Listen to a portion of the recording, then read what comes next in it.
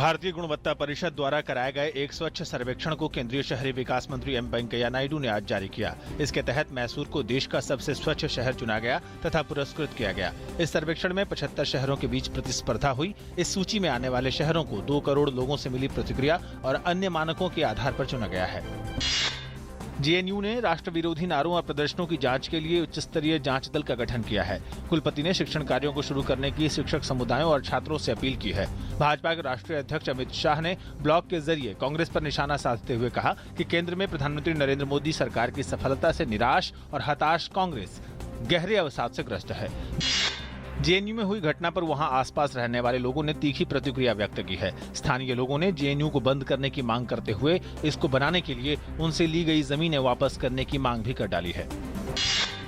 US India business council के CEO और अध्यक्ष अजय पाल सिंह बंगा ने आज प्रधानमंत्री नरेंद्र मोदी से नई दिल्ली में मुलाकात की।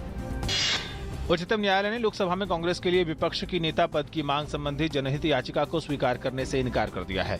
न्यायालय ने कहा कि पीड़ित पक्ष न्यायालय में मौजूद नहीं है और अगर कांग्रेस विपक्ष का नेता पद चाहती है तो उसे स्वयं न्यायालय में याचिका दायर करनी चाहिए। लोकसभा में कांग्रेस के केवल 44 सदस्य हैं, जबकि विपक्ष का नेता पद हासिल करने के लिए कम से कम 55 सदस्य होने चाहिए।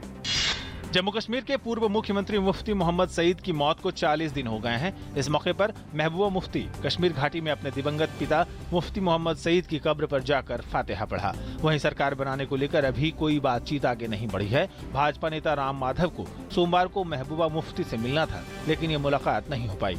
बीजेपी नेता कुछ घंटे के लिए श्रीनगर में थे। ये माना जा रहा है कि उन्होंने पीडीपी के नेताओं से मुलाकात की है।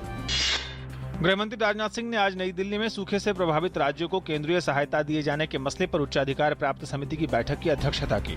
उच्चाधिकार समिति ने राष्ट्रीय आपदा राहत कोष एनडीआरएफ से आंध्र प्रदेश को 280 करोड़ रुपए, असम को 332 करोड़ 57 लाख रुपए, हिमाचल प्रदेश को 170 करोड़ रुपए और नागालैंड को 16 करोड़ रुपए दिए जाने को मंजूरी दी। राजधानी के स्कूलों में आज नर्सरी एडमिशन के लिए पहली लिस्ट जारी की गई। काफी समय से दिल्ली में अभिभावक अपने बच्चों के एडमिशन के लिए इस लिस्ट का इंतजार कर रहे थे। सामान्य वर्ग की मेरिट स्कूलों में जारी की गई तो ईडब्ल्यूएस वर्ग के बच्चों की सूची शिक्षा निदेशालय ने जारी की। भारतीय जनता पार्टी के एक प्रतिनिधिमंडल ने आज चुनाव आयोग से आगामी विधानसभा चुनावों को लेकर मुलाकात की। बीजेपी प्रवक्ता मुख्तार अब्बास नकवी ने मुलाकात के बाद बताया कि उनकी पार्टी ने आयोग से मांग की है कि केरल और पश्चिम बंगाल में हर मतदान केंद्र पर अर्धसैनिक बल तैनात किए जाएं। दुनिया में सबसे अधिक ऊंचाई की रणभूमि सियाचिन में हिमस्खलन में जिंदा दफन हुए 9 बहादुर सैनिकों के पार्थिव शरीर आज दिल्ली लाए गए। अब इन शहीदों के पार्थिव शरीरों को बेंगलुरु, चेन्नई, त्रिवेंद्रम, मदुरै, पुणे और हैदराबाद पहुंचाया जा रहा है। सेनाध्यक्ष दलवीर सिंह सुहाग ने देश के इन वीर जवानों को श्रद्धांजलि दी। रक्षा राज्य मंत्री राव इंद्रजीत सिंह ने भी शहीद जवानों को श्रद्धांजलि दी। दक्षिण एशियाई खेलों में आज भारत ने 25 मीटर रैपिड फायर पिस्टल पुरुष टीम इवेंट में स्वर्ण पदक जीता। पाकिस्तान ने रजत और श्रीलंका ने कांस्य पदक जीता। निशानेबाजी में 10 मीटर एयर पिस्टल में भी भारतीय महिला टीम ने स्वर्ण पदक अपने नाम किया। भारतीय टेनिस खिलाड़ी सानिया मिर्जा और स्विट्जरलैंड की उनकी जोड़ीदार मार्जिना हिंगिस ने अपना स्वर्णिम अभियान जारी रखते हुए लगातार 40वीं जीत दर्ज की है।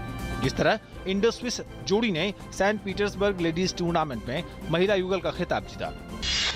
ऑस्ट्रेलिया की टीम टेस्ट क्रिकेट में नंबर 1 के ताज के बहुत करीब पहुंच गई है। न्यूजीलैंड के खिलाफ बेसिन रिजर्व में चल रहे सीरीज के पहले मैच में कंगारुओं ने घरेलू टीम को 1 पारी और 52 रन से हरा दिया। जीत के साथ ही ऑस्ट्रेलिया 3 मैचों की सीरीज में 1-0 से आगे हो गया है। पहली पारी में न्यूजीलैंड की टीम 187 रनों पर सिमट गई थी। जवाब में ऑस्ट्रेलिया ने एडन बोजेस के दोहरे शतक की बदौलत 562 रनों का विशाल स्कोर खड़ा किया।